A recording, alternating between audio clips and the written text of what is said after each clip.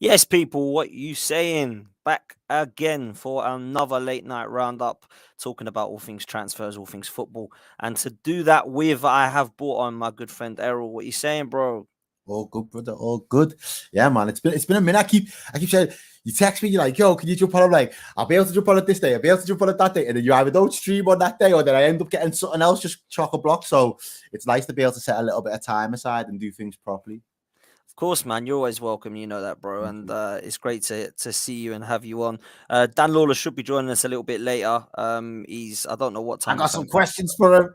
I got some Have questions. ya? Yes, You got bro. some questions, mate. I can't wait. I can't wait to hear them. He's literally a not happy boy, is he? He's not a happy boy, man. I No, he's can't not. lie. And this was the point that we was having a chat in our group chat a couple of weeks ago. And this was the general point. I wasn't even like firing shots or nothing like that. It was the general point that, do you not think West Ham being so wrapped up in this Rice deal and not maybe facilitating what they can do on their end to get it over the line is only going to hinder your business when it comes to incomings? And he was very adamant at the time. No, nope, we're good. We're good. We haven't even got our new sporting director in. As soon as we've got our sporting director in, we'll be cooking it. And I'm like, all right, cool. Let's wait then. I'll give you the benefit of the doubt. And all of a sudden now he's there getting twitchy. He is getting twitchy, man, and when he comes on, we can talk to him about it. Hoping that Matty can join us, but I think he's stuck in a bit of traffic, so it might just be me and Errol for the time being, but that's all good.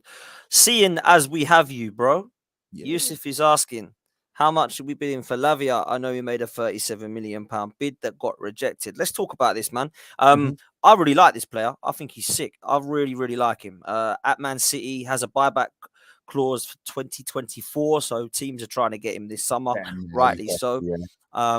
Which we've got to do. Arsenal been linked with him, Chelsea been linked with him, Liverpool been linked with him. I want to ask you your thoughts on the player first before we start to look at his options, because there's different options from clubs, but it also, for me, is important for him to understand where he's playing and where he's going to be in that squad. So, for example, if he's going to go to Liverpool at the moment, it looks like he's walking straight into that first team. If he's going to Chelsea, it looks like he's walking straight into that first team. He's like no midfielders. If he's coming to Arsenal, it might be that there's a bit of competition for him if Partey and Rice are going to be ahead of him in the pecking order if both those midfielders are going to be there, that is. So let's talk about Lavia, the player, man. What's your thoughts on this link? Well, in terms of the link, I think he's highly rated on a lot of Liverpool fans' radars at the moment, especially over the summer. I think for a while anyway, people have been kind of speculating he might be a shrewd bit of business from Liverpool's perspective. We've done a lot of deals with Southampton over the years, the likes of Mane, Virgil van Dijk. They've come through. Obviously, Minamino went to Southampton on loan for half a season at one point as well. So we seem to have a fairly good relationship with them. In terms of the actual player, though, for me, he shouldn't be walking into a Liverpool side starting 11. He's got an exceptionally high ceiling, and I'll be one of the first people to credit him for that. I think he's got a lot of the talent. He's small, but he's kind of got that like explosive power across the ground. He's not like an out and out destroyer, but he seems to have a good reading of the game and good legs. My fear is it one season too soon to be week in, week out for a top four, let's see, top four, top five team in the Premier League? Does he need to go in, and would he benefit off learning from the likes of a Rice, a Partey? Would he benefit from learning from, I know Kante's just left Chelsea, but if he would have been at Chelsea, would he have benefited from learning from someone of that ilk? Same with Fabinho. There's still speculation at the moment that Fabinho's deal isn't fully agreed, and there might be some stumbling blocks there. If Fabinho was to stay in for Lavia to come in, I'd feel more comfortable, because not only does he have his natural ability and his attributes that he brings in terms of his game, but he can also understand not only the system, but he can begin to understand the way another DM operates within Liverpool's system. So you've then got more things to draw on in certain situations, whether that might be in training, whether that might be in the Europa League, whether that might be eventually in the Champions League, whether that might be in a Premier League running. Having other things to fall back on will massively benefit your overall game. Whereas at the moment, and Liverpool players in the last couple of seasons have not necessarily struggled with it, but we've had a few players that only know how to play their game. They don't particularly know how to play our system. They don't particularly know how to play with the rest of the lads that we've got. And I don't want him to fall into that trap. I think he's got as I said before, I think he's got a really high ceiling. He's an exciting player in terms of his prospects. I've seen some graphs and stats on him flying around Twitter.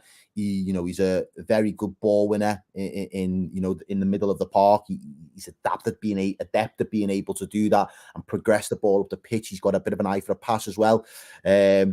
Yusuf there in the chat saying some reporters saying that Fabinho to move to Saudi's in jeopardy. So there's still a few things up in the air. I think the price for them as well, 50 mil. There's meant to be a 20% like a payback or a cash back, like a back payment towards City for that if he was to go. And we've had a £37 million bid rejected so far. I think if it was me now thinking about second, third bids and all the rest of it, I think about 42 mil, 42, 43 mil with a couple mil add-ons is probably what you're looking at to get a player like him over the line. Liverpool seem to be the lead in the race for his signature. There's no secret we need a new DM. We need new cover in that particular department. We're looking for a specialist. It would be us moving away from what we've typically had in Fabinho. But at the age that he's at and the profile, there's years and legs in him, mate, definitely. So I spoke to Liam, who's our Southampton fan rep for the channel, and he said, I probably will big this player up because I've watched him every week for the last season, but he's head and shoulders above anybody in that side. Now, that doesn't say a lot because obviously Southampton went down, but I got what he meant because actually he was really, really, really good for Southampton. And I do think... Can I just say as well, it's the same for Liverpool. When you say Bezetic last season, you can sit there and say, yes, Lawless, well, go on. You can sit there and say Bezetic was, we watched him for that period that we was able to watch him on the Liverpool side. But what was that Liverpool side doing at that point in time? But you can say, actually, no, that boy still had something in him. No, you could still see he could still mix it up with the big boys. So I completely get that point you're making. I think, and I think what he was saying, I mean, the rumor are they want 50 million, and there's a few people in the chat saying, "Would you pay 50 million? Would you pay 50 million?" So let me ask you: is that going too much for you for Lavia, or would you just get it done? Oh. And I almost feel like you're splitting hairs. I feel like because we know the structure of Liverpool Football Club, how FSG operate in the market, they're going to try and get that deal for as best as the price that they value him at as possible. So if they value him at 45, they're not going to want to pay a penny over that. If they think they can get him for anything between, as I say, they put a cheeky bid in for 37 there, but I think I don't think we'll pay any more upfront than 45. There will be potentially add-ons that raise that price. But again, for me, it's almost like we're splitting hairs. I know it's mad because you're still talking millions of pounds, but if you're going to be paying 45 mil, why would you lose a player over a 5 mil difference? Whether it's going to be share sales, whether it's going to be his value growing over time just because of it, he enters into his prime. And obviously the ceiling then applies. You're not necessarily buying a £50 million player for today, but what potential resale value would you get for someone like Lavia when he's in a 24, 25, 26-year-old contract? You'd be looking at that level of money then. So for me, you're splitting hairs. If you're at the table with Southampton, we know that we need to address that area in the pitch for us. If they want to play hardball, the hardest that they're going to go is 50 mil. Get another bid in, get a second bid in there for 42 to 43 with some respectable add-ons and see if that's enough to tempt them. If not, then just give them what they're after. Yeah, man, I'll be tempted to just do it. I think if I was Liverpool, you're in a serious situation where Fabinho, Henderson, Milner have all gone. You've got in Szoboszlai, you've got in Alexis McAllister, but defensively, man, you need something. And I actually really like him. I think Lavia is a top player. Lawless, big up, mate. How are you? Yeah, not bad, mate. Not good bad. stuff, man. We're talking about Liverpool's midfield, as you can tell, before we come on to Arsenal and West Ham. What are you saying about Liverpool so far? In the window, they've made a couple of good signings, but there's still some gaps, in my opinion, anyway, in their side, particularly in midfield, which they need to sort out. Looks like Fabinho and Henderson are both getting done to Saudi, although there's apparently a hold-up for Fabinho. What do you make of Liverpool's midfield, and would you think Lavia is a good signing for them? I think it's an improvement, like on what they had last season, and I think the Do you way think, that they're when you say improvement, though, Lawless, do you think improvements on player profile, like you think Lavia stacks up to Fabinho, or just based on the form Fabinho displayed last season? Yeah, it's a weird one with Fabinho because he showed a bit of promise, but he's never really lit up the league. You know what I mean? Like he's been good, but like especially last season, like you want to see consistency. You want to see that it's not okay. You've had a little bit of a purple patch early on. You want to be able to see from season on season. But it's obviously there's a reason why Liverpool are desperate for midfielders. There's a reason why that's the big problem area. So look, if Fabinho does come back into form, and you've got Lavia, you've got a stronger squad as a whole, or you maybe try to play him. I don't know, but the point I was going to make, I think overall how Liverpool are going about their business is quietly positive. I think because you know what I mean. You're getting as long as you get a couple signings in early, you ain't got to get everyone in early. You ain't got to get everyone in before the season, but you get some in. And then, you know what I mean, focus on, okay, let's get these outgoings, get some of this Saudi money in, and then, get those other key areas sorted if Trent is going into the midfield, which is going to be another interesting thing of how that stacks up. And then, okay, maybe we need another right back. I think Liverpool are slyly and quietly looking in a positive direction. Of course, it's going to be like how it ends, how the window ends. I remember like last summer, Spurs, isn't it? Like everyone was like, oh, Spurs are making moves. And then it just stops. And everyone was like, wow, Spurs had a shit window. Like the perspective can turn. So yeah, man, I think like Spurs might have another bad window, mate. We'll come to that in a minute. Oh. Errol, let me come to you about Liverpool quick, because I said this on a few streams now, and I feel like I've said it so many times, but I don't think I've ever said it when you've been on, but maybe I have. I feel like Liverpool, you score goals, you've got no problems there at all.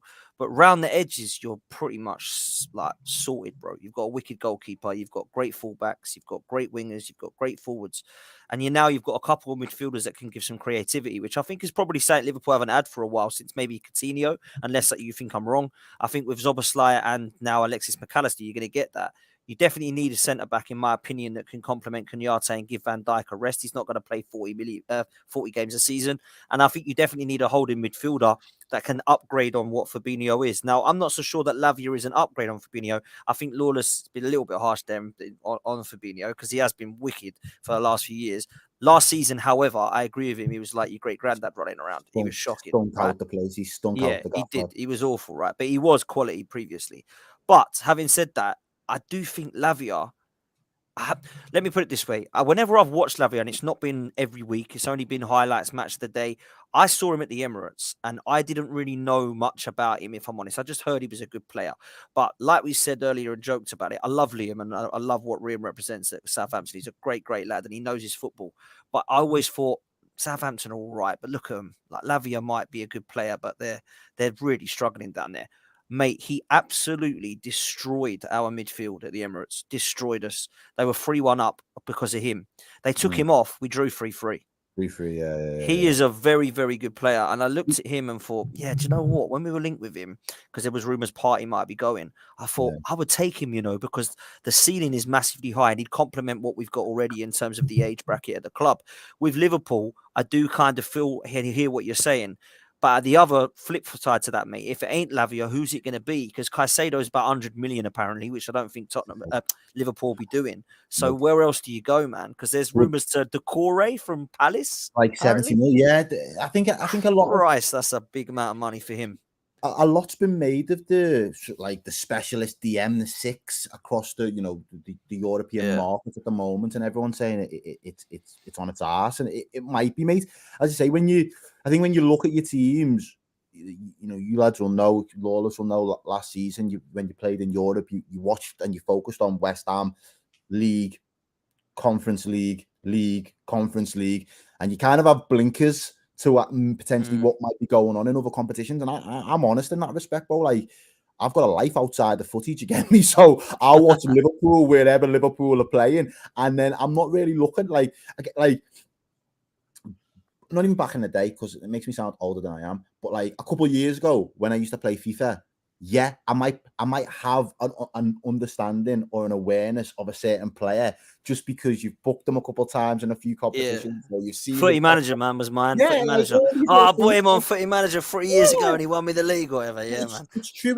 We've all been there, man. It broadens your vision on talent that otherwise would be obscured to you because you don't particularly watch that league or anything like that. So I only really know the other good, the DMs in the league, and he is probably one of the better ones. My reservation is when it comes to Lavia, if we do pay the money and if we do get him in, if he's better than what Fabinho was last season, it's an improvement. But if he's not able to get to the levels, and Fabinho, again, when Klopp introduced the 6 with Fabinho the first time round, it took Fabinho the better part of nearly 5-6 months in that first season. It wasn't really till the January. I think he played the game against City and really stamped his mark and his authority on the game, and everyone thought, okay, yeah, it's starting to click. And I think that, I'm not saying Klopp's got that time. He probably doesn't have the luxury of that time anymore. He really does need players to come in and hit the ground running. That game that he played against Jews for Arsenal was a great game because for Southampton, it was about pride at that point. Play for pride. We're already going down. Let's just do the best that we can.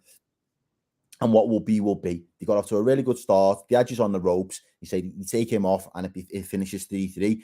In isolation, I think he could be quality in those type of games. Would we get that same level of intensity and output across a 38-game season? And that's just where my question mark is. That's why I said to you before, right now, him floating into the Arsenal side isn't the worst thing because you could almost then handpick his games and almost expect to get the best out of him in the games that you throw him into. Whereas if he's getting flung into Liverpool or Chelsea's midfield, you're expecting him to sink or swim. You're the only guy we've got for the job. I mean, we can use Basetic and we could probably use Thiago in that position, but you're the specialist. So we're looking to you. And I think for a lad of his age, it's the Jude Bellingham, question. It's a lot of expectation on such a young lad's shoulders to come in and grab the reins and be the anchor for your midfield engine room.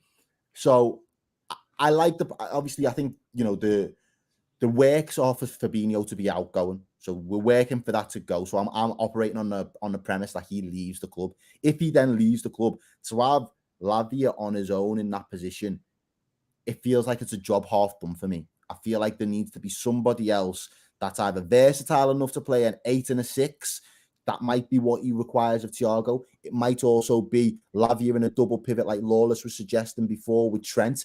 It could be a Lavia Trent double pivot that he feels is going to give us more solidity in that midfield. I don't know, but I almost expect that the team behind the scenes would be securing either another individual that's got added versatility, or it means that we are going to change our formation and opt for Trent in that half inverted role alongside someone like Lavia, because there's going to be a lot of football to be played. And I think for a young lad like him, that's a lot of pressure to come in and hit the ground running in this Liverpool side. Yeah, man. Listen, Lawless, couple of questions for you on Liverpool before we move. Do you think they'll get this transfer window right? And if they do, are they Man City's biggest title challengers just because they've been there and done it before for you? I mean, I think they have to get it right. They absolutely have to. Like, it's a must because they can't afford to have another poor season. Will they get it right? I don't know, man. It's a big question mark for over that and the owners and what they've got behind the scenes. I do think Klopp can get the best out of whatever he's given. So yeah, I mean, if they do have a good window, yeah, I mean, I fully back them to bounce up and yeah, challenge Man City for sure. Like, Klopp is second best manager in the league, in my opinion. So yeah, I think they've got every chance of doing that. They just got to give the man the tools. So get rid of some of this dead wood and reinvest and bring that in. Talk to Klopp. What do we need? And get it done. Interesting, man. I think Liverpool will be right back up there this season. I really do. I think they've got the manager who knows how to do it. I think they've got the players that have been there and done it. And I do think that at the moment, I would have them not challenging City, but the transfer window's not shut. I do think that they will get the centre half and the defensive midfielder in that they need, and I think they have the ability to be right back up there. And it's interesting, Errol, what you mentioned about Trent. That has to stick, man, because that was smashing it. He was looking ridiculously good there, and he If found that, his form. Like, this guy is unbelievably good footballer, right? And I know he has his flaws and his defensive abilities, etc. And we won't go into that again. But for me, I think that has to be stayed, because it looked like at the back end of the season, Liverpool looked like they were back pretty much. fitted like a glove, mate. It fitted like a glove, and as your point there, I think the thing that Liverpool and Arsenal need to do, in particular for me, is we need to be in a position to kind of drag City to our level. And I know I've probably said that a couple of times on this show, but I do genuinely think I think we've played at City's game. You tried to do it last season, which is, commendable. That's the benchmark. So why not try and achieve the benchmark at least, or if not better, where you can? And I know that and it is a trap, because what they've been able to prove is not only can they do that last 12, 15 game stretch and not seem to break a sweat if they have to, but they can start slow and then pick up the momentum where they need to. So you can be lulled into a false sense of security with them. And I think you get into that trap of being like, oh, we need to be around it. No, like, we need to have teams like Liverpool, Arsenal. We'll move on to Man U in a little bit because they've got high aspirations at the moment. Chelsea, with only having to play one game a week, we need to drag City to our level, and that only happens, even in Newcastle did well against City last season as well. That only happens when you go up against City and you take something home and away. If you're in a position to do that, all of a sudden now City aren't reaching 90 plus points in a league.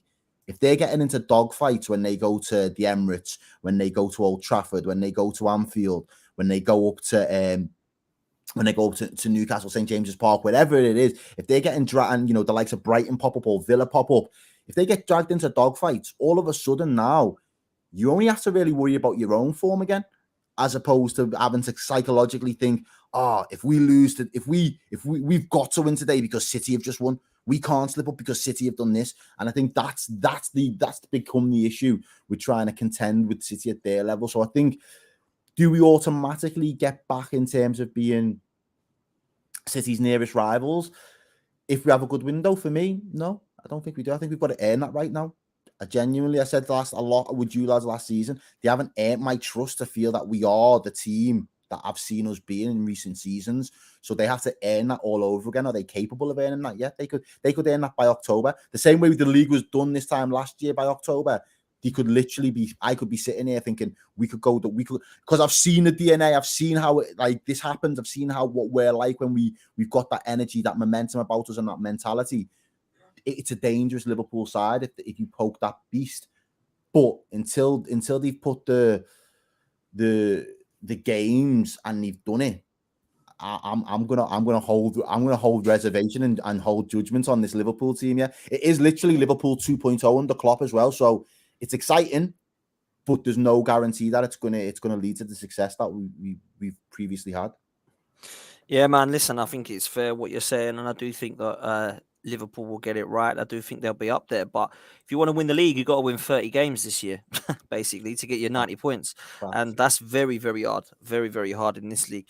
Before we come to West Ham, because I do want to bring Lawless in, I've got to touch on Harry Kane and get your guys' thoughts on this one, because it looks as if Bayern Munich on Sky Sports have said, Lawless, that they are pretty confident that they can get him. And it looks like Daniel Levy is being told that Kane has to either sign a new contract, which he doesn't want to do, or leave this summer. Now, I don't think Daniel Levy wants to sell him to Man United or to an English club, if I'm honest with you. I think he wants to allow him to go abroad. From what people are saying, Harry Kane's happy to go to Bayern Munich because he's basically guaranteed a domestic league and a domestic cup, isn't he? And then with Harry Kane, let's be real, Bayern Munich are probably right up there for the Champions League as well, in my opinion. So what's your thoughts on this one, and where does it leave Spurs if Kane go? Because I think it leaves him in the mud, bro. I can't even lie. Yeah, no, massively leaves them in the mud. I mean, they are fucked without him. Massively, for the manager, if you're him, you'd hope there's some sort of transitional period where you can have Kane for one season and then plan for life after Kane. The problem is as well, but how long this is taking, how effectively is he going to be able to have time to reinvest that money, and have the time to look at replacements and strikers? I mean, it's the hardest player to replace, hardest position to replace. So yeah, in terms of Spurs, leaves them in the lurch. I mean, Bayern Munich, massive club. You know, most seasons they're competing. They're one of the clubs you put up there in terms of competing for the Champions League. If he goes and wins the Bundesliga, it's he's got trophies. He can go and have the act of lifting something up, and I don't even know if they have parades anymore, like when they celebrate the league title wins in the Bundesliga for Bayern. They get those things on, don't they? They go proper traditional German like rig outs. You got the hats. Oh, that white and all that. He looks slick, man. Like, still, if I am him, I try and see, and his agents try and push for something to stay in the Prem, because then he can get that little. If he that's quality from Lee, man. I can't even lie. That's quality fromLee. We should be tabling that, by the way. I agree with Lee. Tottenham are never gonna. Tottenham are never gonna. Tottenham are never going to sell him to us. But imagine if we went for Kane. I was watching a Gunner stream last night, and he said the exact same thing. He said that you should put a bid in for, and I was thinking, really, Arsenal fans would take Harry Kane. You need a striker. Of course we would, man. He would win us the league, bro. Wow. He would win us the league. Wow. Of course I would, man. Why would I not take Harry Kane? Part 2. Sol Campbell. Yeah, part exactly. 2, yeah? Sol Campbell 2.0. It'd be better if he walked on a free to us. That'd be funny because it really would be a 2.0 then. But yeah, I would take him, man. Like honestly, I would. I think he's. You should just do it just to take the piss. Just put a bid in. Put one of them like we'll pay you over 10 years bollocks like you did with us. Yeah, like, we'll give you 100 million over 10 years plus £1 or something. Yeah. Just to take the piss. Listen, he ain't coming. He ain't coming. But that's the sort of ambition I want to be seeing at Arsenal, man. But he anyway, could try, Man United, Man City, try and push for those clubs. I know, like you said, they're going to be hesitant to sell him to a Prem team, but at the end of the day, like they're not going to be competing for no leagues anytime soon. They need to just focus on rebuilding. Then they don't have to worry about selling him to like a Chelsea or whatever. And for him, he gets to stay in the Prem, have his little record. His Premier League goal scoring record, and win some trophies with, with either Man United, which is the biggest club, or Man City, which is the winningest club at the moment. So that's what I think you should push. But if he has the choice of Spurs or fucking Bayern Munich, then he needs to pack his bags tomorrow. Like he needs to go because boy, he could, if he's there for 6 years, I think he'll win. If they get 6 years out of him, he'll win a Champions League, I think. Mate, they've won the last 11 leagues, Bayern Munich. So there's definitely they'll win a league. That's with Choupo-Moting up front. So they're going to do it with Kane. But the Champions League, they might even have a chance of that, to be fair. I agree that Kane needs to leave. I think he's probably needed to go for about 2 seasons now. If you're being honest, call a spade a spade. He should have just left. He should have just bailed Lavia and just told him, jog on, let me out of this contract and I'm going. Hasn't happened. As it stands now, he's at a crossroads. I think he needs to go. I could be completely wrong in saying this, but I feel as though Bayern Munich and the club and the heritage that they have, you're at 2 different ends of the spectrum in sport and mentality. They don't fail when it comes to winning the league. That is in their bloodline. We win league titles. Yeah, you just said it, Potts. 11 years on the spin. No drop off in quality. 11. Or it might be a drop off in quality, but there's no drop off in output. We're still winners. Yeah. Does Kane go into that dressing room in that setting and be a shrinking violet because he hasn't got that? Can you imagine if he went to Bayern Munich and they lost the league? That'd be so funny. But I'm seeing it though. I can see that shit. Can you? Really? It's not because of Kane. And I think, you might just say, no, he'll walk. It's too easy. He'll still score a bag of goals. And he probably would. He'll score wherever he goes. But is the lad a winner wherever he goes? I think it's fair, man. I think it's fair to say his mentality is not a winning mentality. It's actually a loser mentality because staying there for signing a 6-year contract at Tottenham, who haven't won anything in God knows how long, is a loser mentality for me. 100%. Big up, Matty. Yes, bro. Big up. Yes, lads. How are you? Yeah, I'm good, man. How you doing, bro? I'm all right. Good to see you, boys, man. Yeah, man. You too. We're just talking about Harry Kane and the fact that he's probably going Bayern and Tottenham are now finished, man. So it's a good time to bring you in, bro. Obviously, as a Brentford fan, it's always good to see London clubs around you suffering, I suppose. So what's the thoughts on this one, brother? It probably means that Ivan Toney might have found his next destination, though. But Good point, man. I don't know. Do you think? Would you sell him to Spurs? Do you think?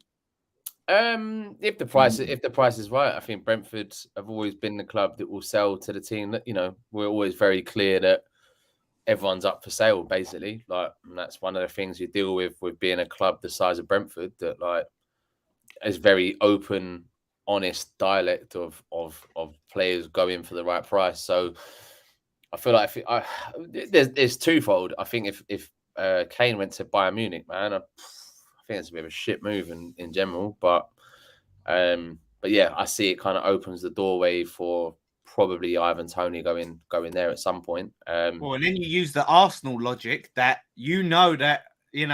Spurs have got £100 million.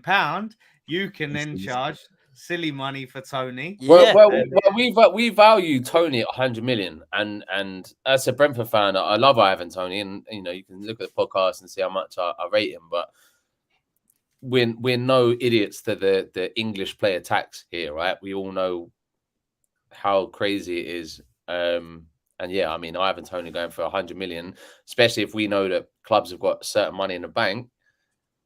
Yeah, I mean, it might be one of those fucking like 75 million plus add-ons if they make a Champions League space or whatever. But yeah, like if that happened, I'd be happy with it. I think Tottenham need an out-and-out striker. So I mean, if it happens, it happens. Listen, man, I've got to bring this up from Ligue 1 because it's the last bit makes me laugh. So he says we can outbid any team apart from Madrid, PSG, City, or Chelsea. They don't want him. It's 100 million to test Levy. Imagine the buzz. If we signed him, even I would back phase 4 of the never-ending process. Lovely, man. Big up. It would cost Arsenal would have to bid something crazy, like above and beyond what anyone else bid for them to go. Do you know what? This is too good to turn down. Do you think it's almost Liverpool Suarez-esque type grounds where you're in that kind of water where at the end of the day, we weren't ever wanting to sell Suarez to you, so you might meet his release clause, but we ain't looking to send him down to London. Do you think was that the 40 million plus £1 or whatever? Yeah, man. Wenger special. A Wenger special that was. Yeah. Well, he should have been sacked then, to be fair. It's a similar thing. No, like I feel like there's going to be obviously English tax for Kane, so he's going to go for 100 mil or 75, 80 mil to Bayern. But if he was to stay in England, Levy's going to want more money. He's going to want more bread. 100%. If Man United come in here, all this 120 odd, 100% it will be. Easily. It will be, man. Easily. And I think this could happen to Bayern. I think it could. And Harry Kane's going to look at his career and go, right, I think preference, stay in England, beat the Shearer record, go to Man City, Man United, Chelsea, wherever he wants to go and win a league, right?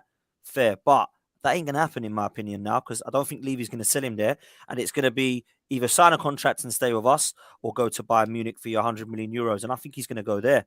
And I think he'll win the league, he'll win the cups, and he'll probably have a good go at the Champions League because he's top quality. But yeah, you look back at his career and go, why did I stay there that long? Like, if you look at his mindset, though, like I don't know his, like, Harry Kane is, apart from being at Tottenham, he feels like a winner, right? He feels like he's been the guy that's done it for years. Everyone doubted him after his loan spells and whatever. But I still don't know his mentality in terms of like, has all of this stuff got to him and he needs to win a trophy to prove himself, or does he want to beat the sheer record? Because they're two completely different types of personalities. So like by default, if he goes to Munich, it's inevitable. Like it's like we all know sitting here now, it's inevitable that he's going to win the trophy and do whatever. But does he have the goal scoring record in his mind? Selfishly, maybe. Would he go to United? Matty, do you think that's a stupid mentality to have? Because you asked Jamie Vardy, would he swap his Premier League and FA Cup for a Shearer top record? No. But they're different things. Going to Munich and win the league is like us four going for a walk in the park holding hands. Like there's no. I think he'll take it though, because I think he wants something in his cabinet. He's got nothing. Like, so what you're saying, I suppose, is it for him now at this age, desperation for him to go and win something, or is he just going to be happy with his personal honours? Is that what you're getting at? Yeah, but there's also an option C, I guess, in terms of like if he potentially moves to Man United, is the rebuilding process actually upon us? Is it actually going to happen? Maybe, but like I feel like going. I don't think he's governed by wanting to beat Shearer's record. Like I don't think he'd sacrifice everything to just beat that record. I don't think he's that selfish or narcissistic. But I do feel like going to Munich is just a bit of a fucking cop out. Like I feel like it's like cool, man. Like if anyone could go there, if you just want a winner's medal against your name, you can just go there and do it. And at the same time, though, as I said before, I could see Harry Kane going there and struggling to adapt to live up to the pressure that's expected of Bayern, because Bayern are like historical winners. You're not, son. So because you're not a historical winner, the chances are you now, when you come over here, it's going to take a lot of adjustments. Don't get me wrong, other people. Could you imagine the first season he went there, they didn't win? That was the season they didn't win the league. Oh my God. Nothing would make Dan Potts happier. Nothing would make Dan Potts. I would love it. I'll tell you. Dan Potts, let me ask you, would you rather that if you had the chance of Harry Kane next season going to Munich and not winning the title, or Arsenal winning the title? Which would you take? Man, I'm always taking Arsenal to win the title. But do you know what? That would be beautiful. Yeah. If we didn't win the title and that happened, it would be beautiful still. Do you know what I'm saying? Because I think and the other thing is a less likely scenario. He leaves and Spurs win a trophy. I mean, that would be. I mean, he'd be pissed. But that would be as funny, to be fair. But I wouldn't want that because I hate Tottenham. But that would have actually been quite. They could win the championship when they get relegated this season, and they win the championship next season, isn't it? There you go. I think Spurs will be all right without him as well. Leave it out, Errol.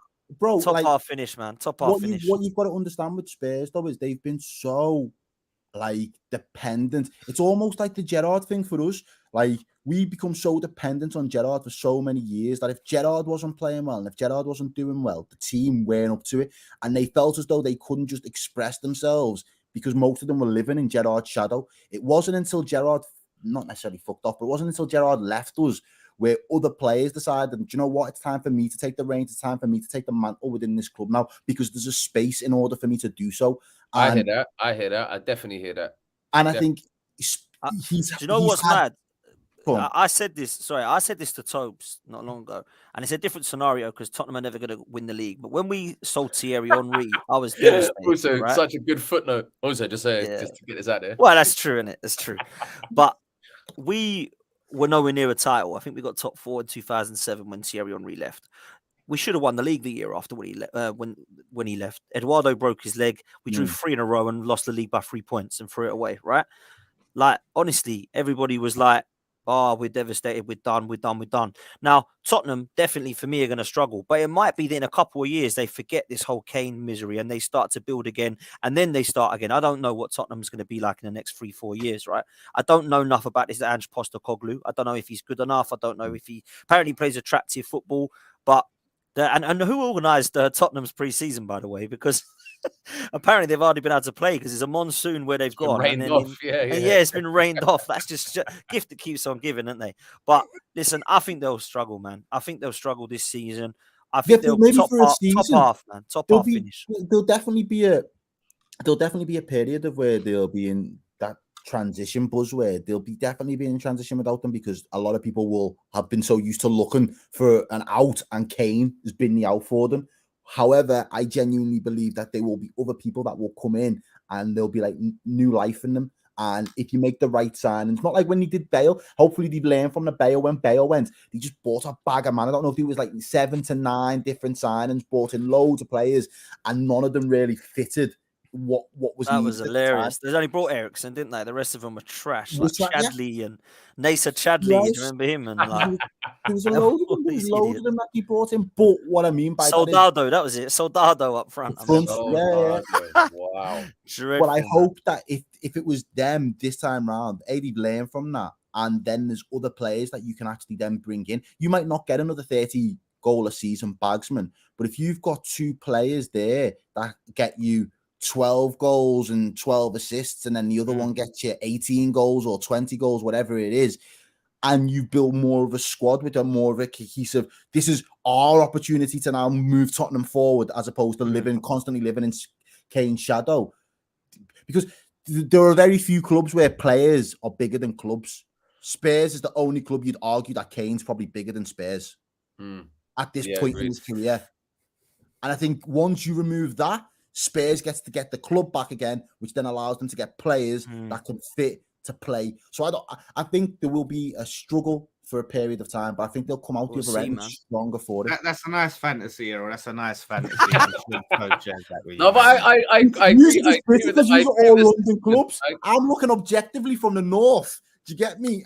And I see things different to you, man. I tell you. No, I agree with the sentiment, and I do think that when you've got someone that's bagging 30 goals a season, and it seems counterintuitive as a club to be like, when that 30 goals a season bagsman's gone, that we might be better. But I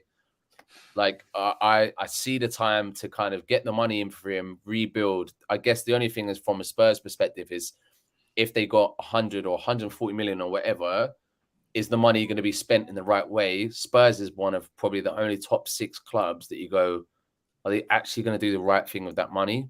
Maybe not. That's the only point I'm making, in terms of, I can see him moving out the fold, actually open up for younger players. And you look at Spurs' squad, they've actually got strength. They don't have strength in depth, but they've got strength in a starting 11. But I just wonder, if Kane goes, is that money going to be reinvested wisely? The last 4 or 5 seasons would maybe suggest not. But yeah, I mean, you need any club needs to get to that shit point of being like, not anywhere near achieving what they should achieve before they then start rebuilding and doing better. So I feel like Spurs are at that point right now, but who knows? Yeah, man, we're going to see, because I think Kane is off. Let's do a couple of super chats, and we're going to come to West Ham. Make sure you do us a favor. Make sure you like this video. Make sure that you are subscribed. We're on our way to 11K. I need to get there quickly, people. This one's coming in from Canadian Gooner 1995. Says, I feel this year we won't make the top 4. Spurs and Chelsea are playing exciting football in pre-season. Madison's for 40 million and Declan Rice for 100 million is wild. Calm down. It's only pre-season, bro. Come on. But big up, and that's a mad take, that, isn't it? That is, isn't it? That is a mad one. But listen, it's opinions. That's what it's all about. This one comes in from Mohammed, which will be a nice little segue into bringing Dan Lawless in, who hasn't been very happy, man, the last couple of weeks. I can't lie. I've been worried about him. I've been texting him, like, Lawless, are you okay? Like, you know, because he's been down. It ain't been the same guy, I tell you. Right. Mohammed has said Chelsea are scamming West Ham with Gallagher for £50 million. It's a nice segue, Lawless, into talking about West Ham. I'm not going to bring up Declan Rice, baby, because, you know, we've done that enough. A lot of people in the chat are all sending Rice to you. I'm not going to go, because I know you're over it.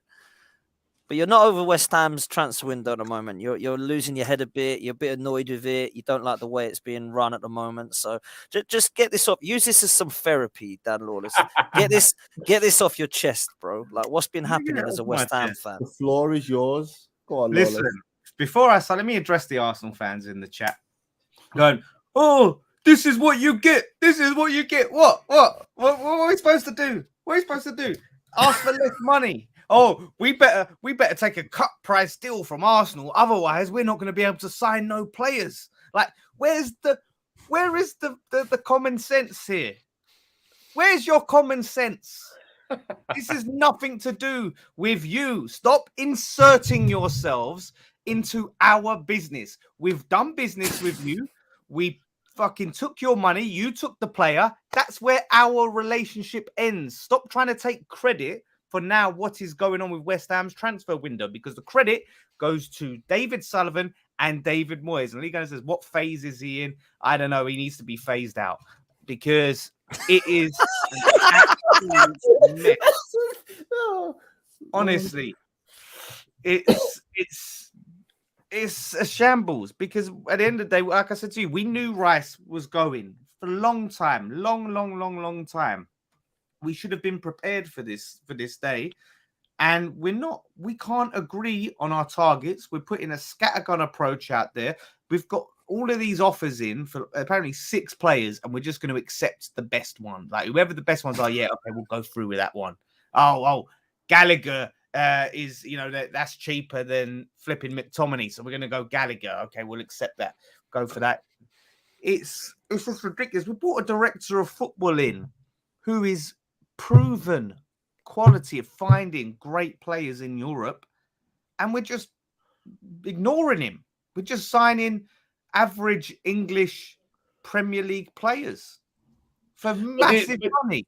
But do you not think that, like, when you look at those foreign players abroad that no one really has like much knowledge of?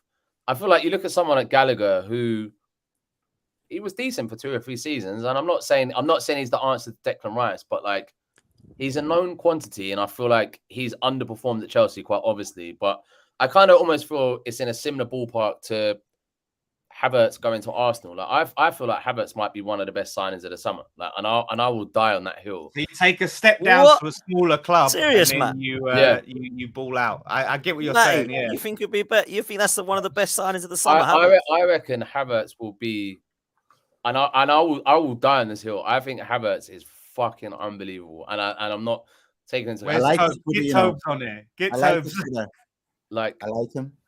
Errol thinks this as well, but have you seen him in the first 3 games in an Arsenal shirt? He looks awful. Yeah, but damn, we just called out someone saying pre-season 2 seconds ago, and it's like, yeah, no, I did. Yeah, no, I did. Season, But he has been 3 years at Chelsea as well, Matt, which I ain't been too impressed by. Sports Bible looking at him doing a header and volley contest in America, being like, oh my god, he's shit. Like, nah. Bro, he's sick, and with him and Declan Rice, sorry, I'm going to kind of counter the point of your Lawless. That's cool. It's cool. But like Havertz is a good player, man, and I feel like Lawless. The point I was saying with you is that someone like Conor Gallagher will spend all day for you to wank off Arsenal. He'll give you the floor, mate. Don't worry about that. He'll give it away. You see how surprised he was as well. He's like, oh my god. I was surprised because I don't know if I'm feeling that one. But yeah, listen, but West Ham, like Matt says, like Conor Gallagher, I didn't even laugh at that one. Like 50 million pounds? 50 million No. pounds? I did laugh at the price. That's the market. You pay the price, pay the money. You got the money, pay the money. Stop moaning, stop penny pinching, bro. You've got bags for days. No, we haven't got bags for days. We got FFP for days. We got FFP for days, mate. We're on the watch list.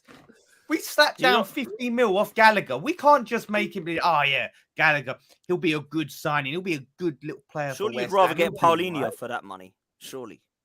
Well, apparently they want 60 mil for Paulinho. I'd rather pay 60 million than 50 yeah, might as well. Gallagher. Just slap the extra fucking 10 he's mil got no down. shoulder left though. We fucked him up in pre-season. Yeah, that's the big. Is that what it is? He's bad. He's bad. Lawless, do you not concede the point that I was trying to make to you the other day? Oh, I don't. What point? I don't concede no point. Tell me the point. Come on, because I will stamp on your point again.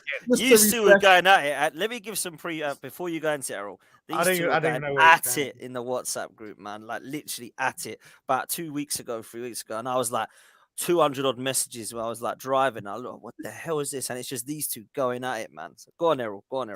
Yeah, what was your point? Explain to the chat. What to the viewers? You still don't know. Well, essentially, I basically just said that as much as West Ham have every right to ask for the money that they're asking for Declan Rice, I feel as though it will almost become a hindrance to them, the fact that they are dragging this process out, because it will prevent them from being able to acquire their incomings while they haven't got the money to play with. Now, to me, that seemed like quite a logical from point A to point B. If you do your business with Arsenal, that's a foregone conclusion. Get it out the way with. You've then got, because before we had this conversation before July, it must have been like the start of the month, really, when we had the conversation. Because you literally said, oh, we haven't even signed the sporting director yet. He doesn't come for another couple of days or whatever it was.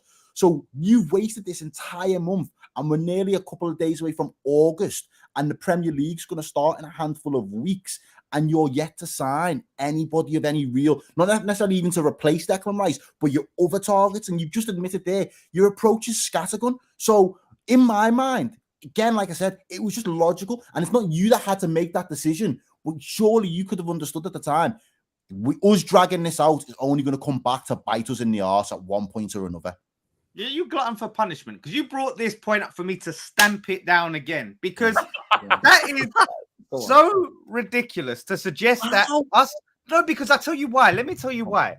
We are not in this position because anything to do with the Declan Rice sale dragging shit out. It's a lack of planning and a lack of cohesion, because you have a director of football that believes we should be going in one direction, and you have a manager who believes we should be going in another direction, and you have an owner that's caught in between the two that goes, well, actually, this is kind of cheaper. Can't we go for this? But then you have the manager who's just won the trophy that goes, no, I'm putting my foot down. I really want this. So because of that, it's dragging everything out because there's no cohesion, there's no agreement, and we didn't have a plan of going, right, once we sell Declan Rice, these are the players, this is the list, this is what we need to go for. It's all over the place. It's nothing to do with the Declan Rice sell. But what you're failing to factor into that point that you've made, which is fine if that's how you feel, that's how it's playing out, that's fine. But what you forget to accept is you've got no cohesion. But those people that you just mentioned, whether that's the manager, whether that's the director of football, he wasn't even in a post, so you're really just talking about your manager and the owner by the time Declan Rice has gone out the window. But their focus is elsewhere. So you've lost their focus for a number of weeks because they're focusing on getting a deal sorted for Declan Rice, which means they don't get the same amount of time in the day to sit in the office, to sit and plan and strategize the next person on their target list. Why? Because Moyes knows he's going. Moyes hasn't got a focus on the Declan Rice sale. Somebody within your club was focusing on it though. You had men getting, or women, Brady, Karen Brady, and he was getting paid a wage to focus on that, which then prevented them from focusing on who was coming into the club. On some level, the same people that are focusing on him going out aren't focusing on identifying the players. Stuyton come in around the time of the Rice sale. He's straight away. He's not even thinking about Declan Rice. He's coming in, identifying, and he's coming in with a list of players of a particular profile. He's bringing that to the table and then going and identify more while this Rice mess is going on. Then you've got David Moyes. He knows Rice is going. He should already have had from last season identified players that he wants, that he prefers, that fit his system, regardless of Declan Rice. So the key people that are supposed to have the energy for the incomings still have it. So you're saying that though in an ideal world. You're saying that in an ideal world. It's not an ideal world. No, but you're saying coulda, shoulda, woulda. This is what they should have been doing. Moyes should have been doing X. The only thing that we all know categorically from the outside looking in is that you spent a whole heap of time fucking around with Declan Rice when we knew he was going. How are we fucking around? Because at the end of the day, they didn't meet our valuation. Yeah, because you wanted to be greedy.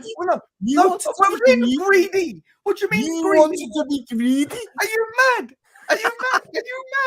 Are you mad? We should accept Declan Rice has never been £100 million player. Declan Rice got 100 million for it.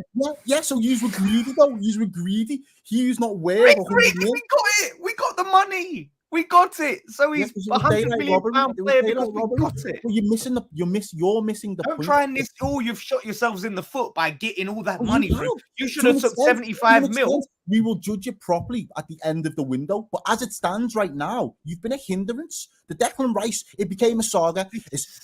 You ask any other football fan that supports a club that one of their big profile players goes and it drags on and becomes a saga. Does it not have a knock-on effect to the rest of their transfer window? I told you in the group chat, the same thing happened to us last season with Salah. We spent all of our summer trying to sort out Salah's contract instead of looking at other things we could have been doing to strengthen the squad as a whole. We sold him in like June, beginning of July. We sold him fucking ages ago. You're acting like why haven't you done anything? August. So why haven't you done anything then? Because I just told you why we haven't done anything. Because we fucking don't have a plan or any cohesion, and we are a shambles. It's nothing to do with Rice. Say we had the Rice money and we didn't sell Rice and we didn't have to worry about Rice, we'd still be in this position. Lawless, do you feel like there's no plan behind the scenes? Like I know as any fan in the summer window, especially, you want to get your dealings done early doors, right? But do you not feel confident that there's something going on behind the scenes? That's like, I don't feel like most clubs get their dealings done in the early part of the transfer window in the summer. Like it just doesn't. Apart from anything that's been long going or maybe an overhang from the January transfer window, not much is done. Do you not feel like there is something there, or are you confident that like there is no strategic plan from the club to buy it properly? No, I mean, I think we're close to signing James Ward-Prowse. Apparently, that's very close. Saw that today, yeah. We'll see. So I think happy with that. You happy with that? again, the price right. I think he's a good player. It doesn't excite me. It doesn't make me feel like, oh, he's going to take us to the next level. This is going to change the game. But I think he's good. Plus, it solves the captain problem. Do you know what I mean? So what's Ward-Prowse being touted at? Was it 40 million or something? No, well, it was apparently we're offering between 25 and 30. That's what we're said to have offered. I mean, that's a good. And he wants to join the club. So we'll see. But I just see when that's actually all right. Sign him for 25, 30. Yeah, I rate it. I don't think he's unreal, but he's great set piece taker, by the way. Yeah. Also, people say about the set piece though, like if you put him in the right squad, and I think West Ham might be the right squad for him, he will perform. Like he's an amazing player. Like I reckon he'll do bits at West Ham.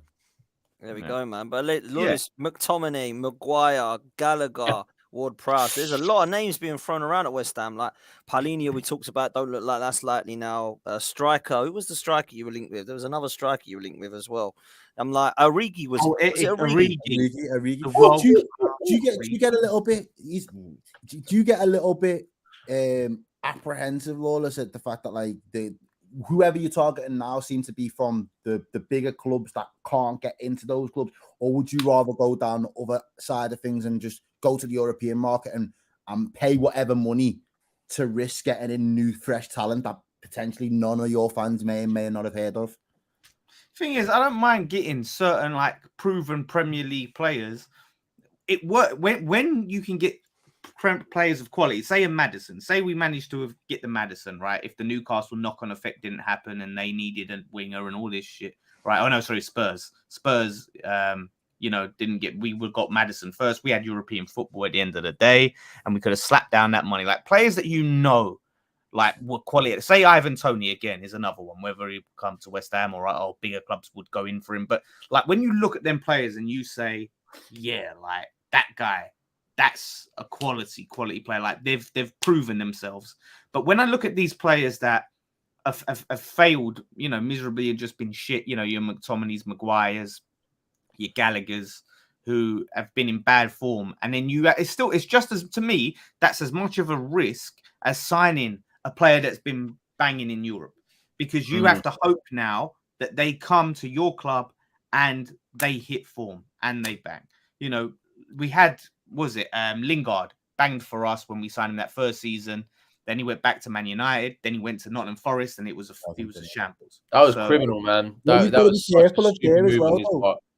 You've looked at the other way around. So those players that you mentioned, the likes of Maddison and Ivan Toney, we're thinking about those going to clubs that are going to be a step up in terms of they play at a level that's probably above the club that they're currently at.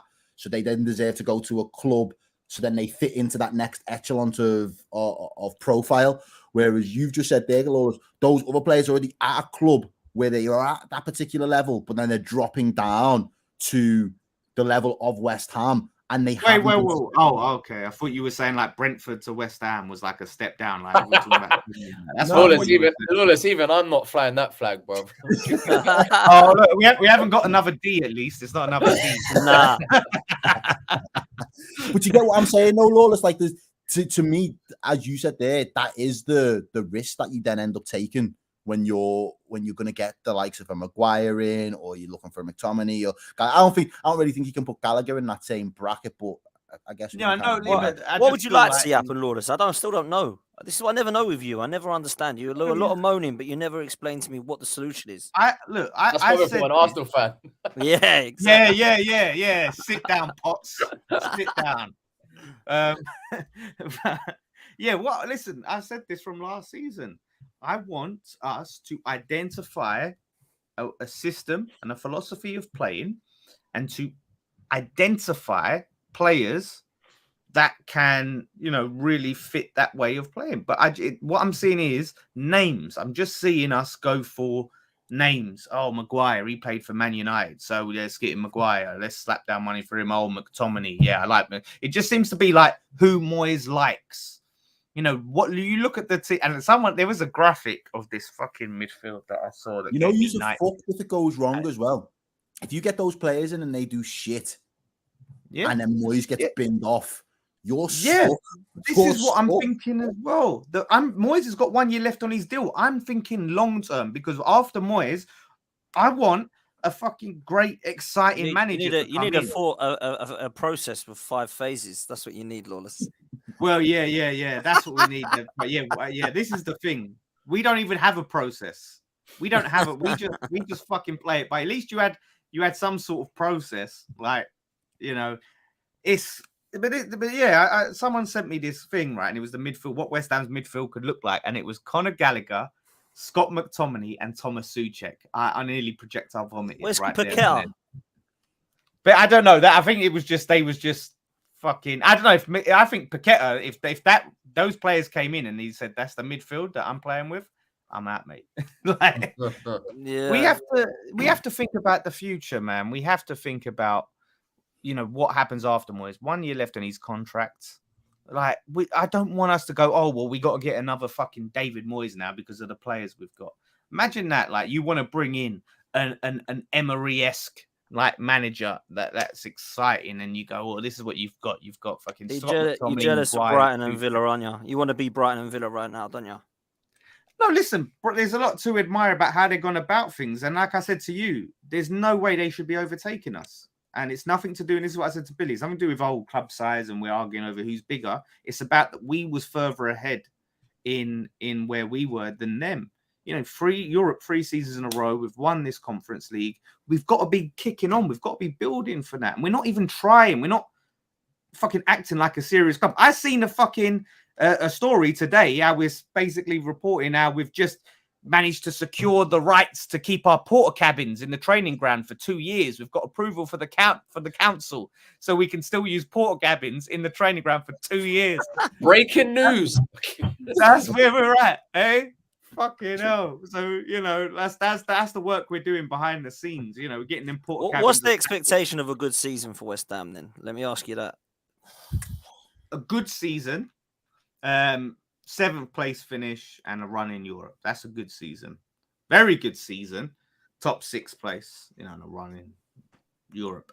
A fucking great season is a trophy. You know, that's what we're looking at. But yeah, look, it all might come good. We might come good. You never know. It could all work out, and all my fears could be unfounded. But I've supported this club a long time, and I've seen fucking what Sullivan does. Smokey's put in the super chat, Ibrahim Sangare, a player I like actually. Alvarez as well, who's been mentioned with you. What names would you take if you had the choice, Lawless? Like, what are the ones that you go, actually, I would take those ones? Because you've been linked with so many. What are the ones you're going, yeah, go on, I'd like that? Yeah, I mean, we've been linked with so many names. Alvarez, I have question marks over Alvarez. Again, it's just what their role. So if we're getting someone that maybe you have an Alvarez who is like, you know what, yeah, your job is just fucking hold the midfield, and let's get someone in, you know, in front of them to pair up with Paqueta or something like that, or you have Paqueta and an Alvarez. It's all about that combination.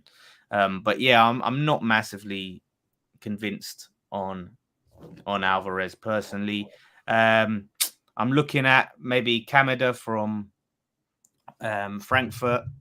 You know, it's the thing is, I said this on Twitter, right? And certain West Ham fans hated it. I said I would rather play Fornals there than spend 50 million on Gallagher. Like, I think Fornals in the middle and a central midfielder would be fucking great. He's wasted on the wing, you know.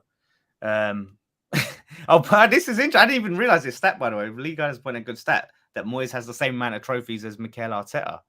In the same time, wow, I'm seeing things differently. I'm seeing. Wait, Moyes in. Wait, no, he's got a point. Look, fraction of the money, yeah. Di Canio doing up PR, wheeling out Toney Cotty. Oh man, he's so funny, Lee. He's such a ledge.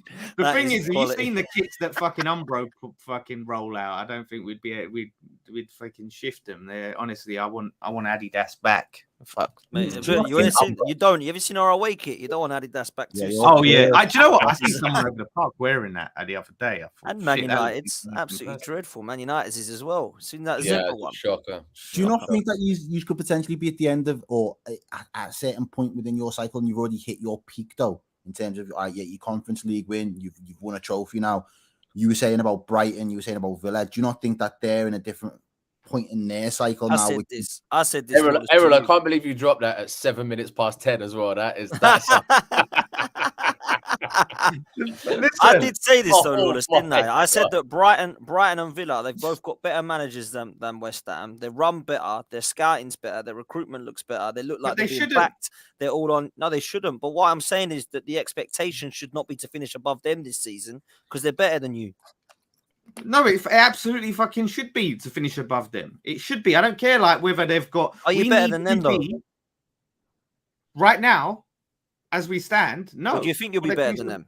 Yes, because at the end of the day, Based on what? Get our shit based on getting our shit together, based on us being run better. That's such a cop out. Getting our shit together. Wait, all right. Do you want to talk cop out? Wait, cop out. I'll tell you. No, that doesn't wash. That Go doesn't and wash. have a fucking go to sit in your cop with your cop end and all your fucking copping off. What is that? Oh, mate, Right, you want to talk about cop out? Oh, it's a cycle. You're just at the end of your cycle. What is this? Are we on our period or something? What is this? Fucking cycle. It's football. It don't work like that. It's not. There's not some mystical force that oversees football and goes, "Oh, West Ham, right? Yeah, Look, end of but this." there are all the factors that Dan's just pointed out: better manager, better scouting system, better actual squads and starting 11s right now. How can you not see that those teams right now are better than you? And what do you then physically have to do? What physical metrics are you going to put in place to get above them?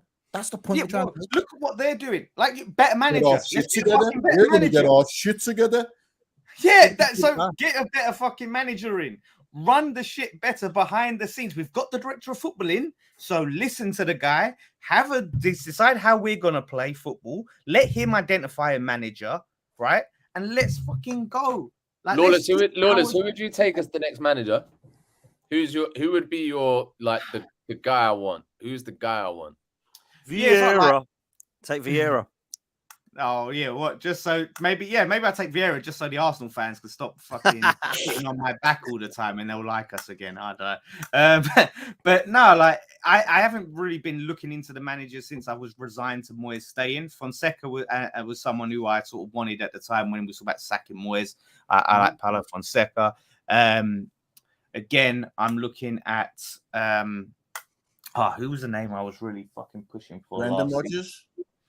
Rodgers, I would take. Yeah, Rodgers, I would take because listen, we talk about cycles. He's got a good cycle. We get the Brendan Rodgers cycle. Graham Potter. Listen, I can't. It's harsh to just judge him off of what do you call it, Chelsea. So I think you know what, I would actually be open to giving him a chance. You know, at the time I was like, it was too close, but fresh start, West Ham. Let's have it. Let's give him a go. I'd give him a go. West Ham, a Big Sam's got a nice ring to it though. Listen, we've rung that bell. Trust me, we've been there, done that. We've been there, done that. Like, trust me. I tell you what, Thomas Frank. Let's get it.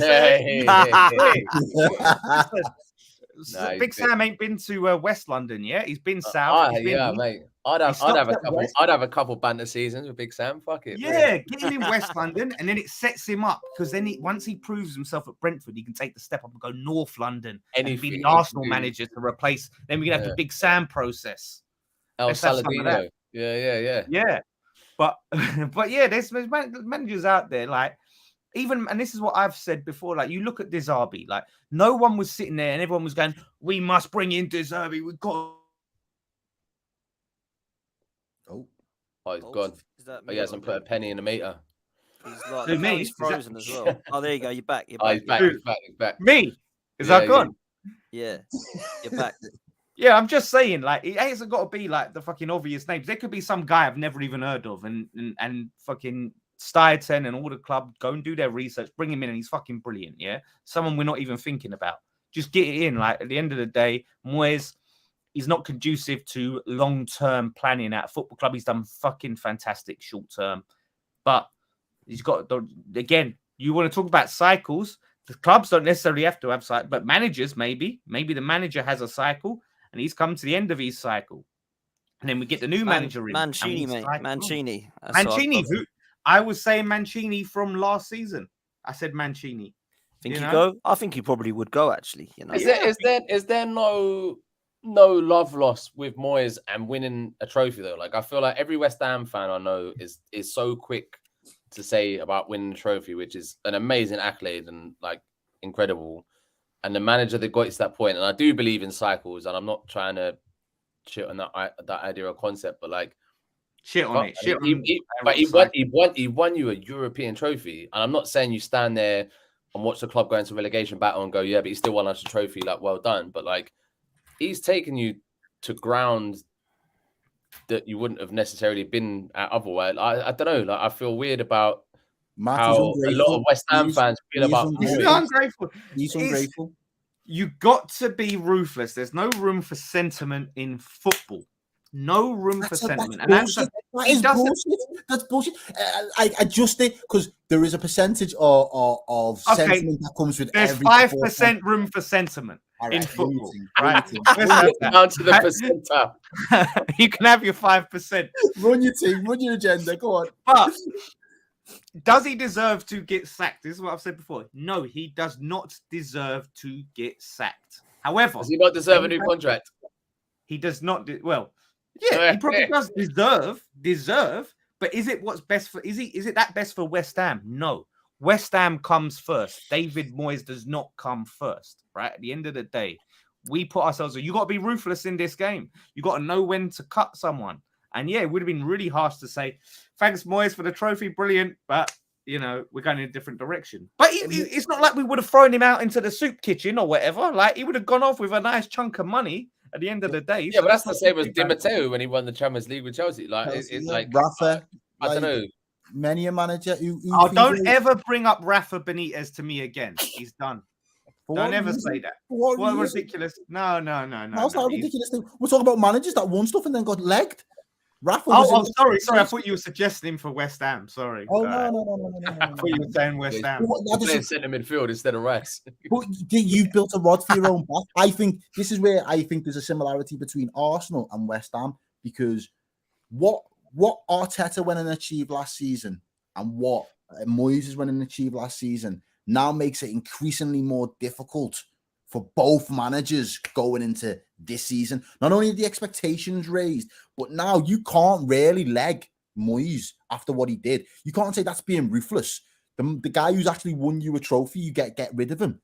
That doesn't make in your position anyway. You're not a Chelsea or a Man City or even a Man U to be able to pull that off. Same can be said with Arsenal. Now that Arteta is got used to a height that you haven't reached in X amount of years, you now are under the pressure and under the cosh to go and do one better this season. You can't go and get rid of Arteta straight away. Arteta's got to be the man that you trust and back to get you to the next end of next season and hopefully winning the Premier League title. It's going to be a very interesting... Guardiola came available and says, I want to be Arsenal manager. What do you do? Do you go, yep, let's get Pep in and sack Arteta? I prefer to work in hypotheticals. That I would, because I think Pep's unreal. Well, apparently, a lot of your fans wouldn't take fucking Mbappe over Martinelli. So listen, let's not even go there. I don't know that I've heard that right, man. I heard that today from Robbie, and I was like, is that actually for real? He spoke to Troops, Lee, Judges, James, and Cecil, and they all said they'd rather. Well, luckily they're all impartial Arsenal fans. Here in America, bro, they're smoking the loud. They're smoking the loud. The skunk over there right now. They ain't thinking straight. I heard this and I was like, so they all lost Martinelli plus money and get Mbappe, and apparently they all said no. Now I love him, Martinelli. Don't get me wrong, but isn't this kid the best in the world, Mbappe, at 24 years old? So I don't get it, man. I thought it was mad, but listen, that is Arsenal fans. I bet them same fans, if you said, what would you rather do, have Arteta or Pep? They'd go Arteta in, Artekas, and all of that stuff. But I completely agree about your fans, honestly. Matty, let's close with this question for you, because I feel like we've kind of half touched on it. Matty Winner says, Matty, the Bees took 131.5 million in Premier League prize money last year. Why do you need to sell Ivan Toney? Surely you should be wanting them to spend to replace him for the first 4 months. What's life without Toney look like to you, bro, for the first few months? It's all right. Like we had the conversation last season when he was out for a few games as well. And like he Brentford have worked around, obviously not as strong of a team without him. But there's players that will fill the void. Brian Mbeumo is good. Sade, who was a signing last season, we're yet to see the best of him. But I think he's going to come good. German under-21 international. Like, there's a lot of higher hopes there. In terms of the money thing, with the money that we generated as a club, yeah, like we've done well. But ultimately, like, that's the thing of being a Brentford fan, and I've said it to you so many times, that you've got to know the role of the club and be a bit self-aware. Like someone like Ivan Toney, who feels like he's come up through the ranks and is looking to progress further, is looking at Arsenal's, Man United's and stuff. So I don't necessarily think, one, we've got a wage structure that's pretty robust, and I don't think we want to be breaking it anytime soon. I think we did for Toney. But those guys want to progress, and like I think we're a great club, and I think we'll do amazing stuff over the next 5-10 seasons. I really do. But there will be players, same as David Raya, the goalkeeper as well, that are looking at these moves that would have not have been anywhere near it 2 or 3 seasons ago. I do you know what? I would take a gamble on Nketiah, man. Like, I think he's all right, but it just doesn't necessarily suit our style of play. But yeah, like without Toney, it's going to be difficult. I still hope we've got enough strength and depth this season to be all right. I don't think it's going to be as catastrophic as a lot of people that maybe don't follow Brentford in and out, understandably, will think it is. But yeah, we got some players there. I don't like us being linked with the Nottingham Forest striker for 50 million. Like, it kind of goes against everything. Who? Brennan Johnson. Awoniyi. Oh, Brennan Johnson. Yeah, okay. yeah. It just feels. I feel like we buy particularly well, and like we've got a very good scouting network, and you know, maybe it is different now that we're in the Prem, and you do have to kind of put out those, like any Brentford being linked to anything that's 40 or 50 million makes me shit myself, because like we've never really been in that position before. And you can't continue to kind of get players under the radar. You know, you look at any of our starting 11, bar maybe Ivan Toney, like we're a team of unknowns, but they've come through and they've come from good places and through a good scouting network. So having to buy big to replace makes me a bit nervous. And I feel like that's when clubs can start to fall apart if it isn't part of their business model. But yeah, I hopefully we don't go for that signing. I think we got enough there. I think you'll be all right. I think your manager's wicked, by the way. I think he's class, Thomas Frank. I think he's sick. I do want Ivan Toney. I'd go and buy him now. Do you know what I'd do? I'd say have Eddie now. You can have him all season, and we won't have Toney till January. Well, we had the conversation before, though. Like if someone takes a punt on him and goes like, look, you know, Brentford are genuinely looking for 100 million, and I for Toney, and I thought that was ridiculous. And I'm not shitting on Declan everyone's Rice. looking for 100 million, mate. Yeah, I'm not shitting on Declan Rice. Obviously, they're non-comparable. But like that thing of like the English tax of players scoring, you know, a guy that's come up and scored. I think he did 23 or 24 goals last season. Got a few assists as well. In the market, being English, you get that kind of money. If I was another club right now, I'd say, look, we'll give you 40 million or 50 million. We can't play until January, and I don't know if Brentford would take it or not. And it's kind of unheard of. You know what? I'd give you 40 million added and Eddie, and you can have Eddie now. I'd take 40 million and Eddie if they want 100. Man. No, Eddie. No, I'm just, the only reason I say that is because Matt just said because you won't get the full 100 because you won't get the full 100 because of the thing. January. So Matt said, what about 40? And I said, I'll give you 40 plus Eddie if you want, like. Because I just want to get rid of Eddie, like for free. Yeah, like, I do. I'll throw in Tavares and Lokonga if you want. There wasn't there bits last season where Eddie did a few bits, and Arsenal fans are a bit gassed for a little while. And then, of course they do. Arsenal fans get very gassed, Matty. Very, very gassed. But Arsenal fans, no. Exactly. Well, at the same time, you don't need a striker to start the season. No. Yes, we do. Nobody's talking about this. Yes, we do need a striker. Gabriel Jesus is all we have. We have nobody else. Trossard, he's a good player. I like him. But I wouldn't want him up there if there was an ACL to Gabby Jesus. And we need a centre forward, man. The only problem we've got, Errol, is who is actually out there. Vlahovic and Ramos and Ivan Toney, you've just mentioned. Mitrovic. Are the only realistic ones. I'd put in a bit for Mitrovic. Get him in. Imagine Mitrovic. He's off to Saudi, man. He ain't coming here. We're not going to offer him 700k a week, whatever the hell it is. But listen, they're the only options we got for me. We're not going to get Osimhen. We're not going to get Kane as much as I would go for it. So we're going to have to go next level to that. And I think it is either Toney in January, or we obviously go for a Vlahovic or a Where's the Ramos. striker from? Danny Ings, he played for Liverpool, ex-Liverpool player, big name. Danny Ings, ex-Liverpool, Danny Ings. big name. Where's the Napoli striker off to? He's Osimhen. staying, man. Osimhen, is he's it? about 180 million if anyone He's wants him. ridiculous money. Sweet, Ridiculous. Trying yeah. to deal with Napoli is the no-go, man. The other guy, I can never say his name. Is it Kvaratskhelia or whatever his name is, the winger? Oh, the winger, he's Um, quality. yeah. And he's Yeah, He's yeah. quality, man. And they were like, Oh. Newcastle they said, yeah, He we had want us on 120 strings in million. the champ- Like he had us 100, on imagine that. strings, Like, man. that's mad. Like 300 million for Osimhen and that Kvaratskhelia. Would you like- not throw a cheeky bid in for this City second string, Don? What's his name? The one for City, the kid who's just won City everything. ain't, what, Julian Alvarez? Yeah. City ain't selling us in, man. Why would they sell him Alvarez? Why would they If sell you've Arsenal? got the money to buy a striker, he's a good striker. You're not gonna have to pay 100 mil for him, are you? Yeah, but why would City sell him to Arsenal?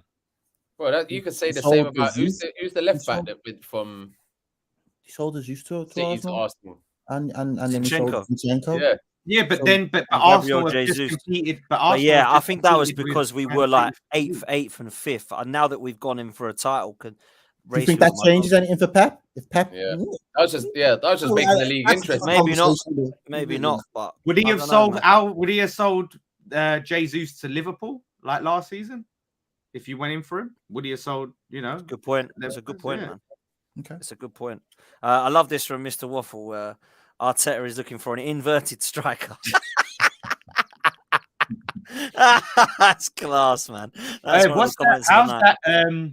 Havertz Rice pivot looking like? How's that looking like? Oh, I don't see even that- talk to Man me United. about it, brother. Don't even Wait, talk to what's me that? about it. 165? Was it 170 million 175? pound midfield? 175 mil for that. What is that? Midfield. What was that all about?